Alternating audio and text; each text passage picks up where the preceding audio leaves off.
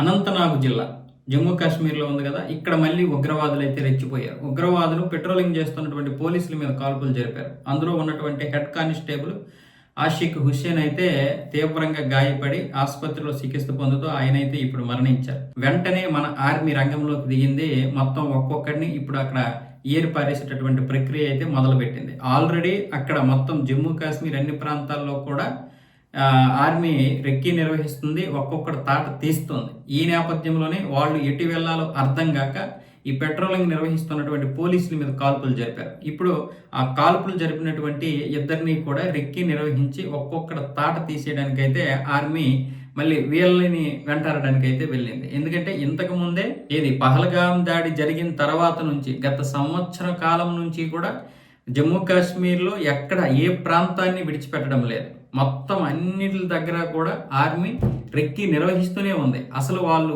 అంటే 2-3 షిఫ్ట్ల ద్వారా వాళ్ళు అలా రెక్కీ నిర్వహిస్తూనే ఉన్నారు. ఎక్కడ విశ్రాంతి తీసుకోవడం లేదు. వీళ్ళకి మాత్రం ఎక్కడ అవకాశం ఇవ్వడం లేదు.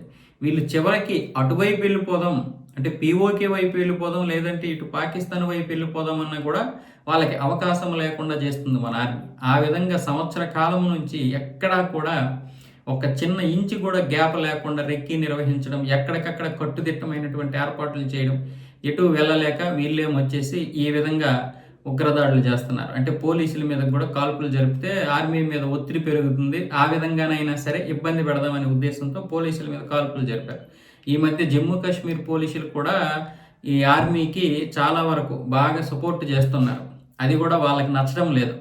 అందుకే ఇప్పుడు పోలీసుల మీద కూడా కాల్పులు. 370 రద్దు తర్వాత ఎక్కడికక్కడ ఎవడికి వాడు కీలు ఇరిచి పారేశారు. ప్రజల్లో కూడా మార్పు వచ్చింది, అక్కడ ఉన్నటువంటి వ్యవస్థలో కూడా మార్పు వచ్చింది ఒక్క రద్దుతో.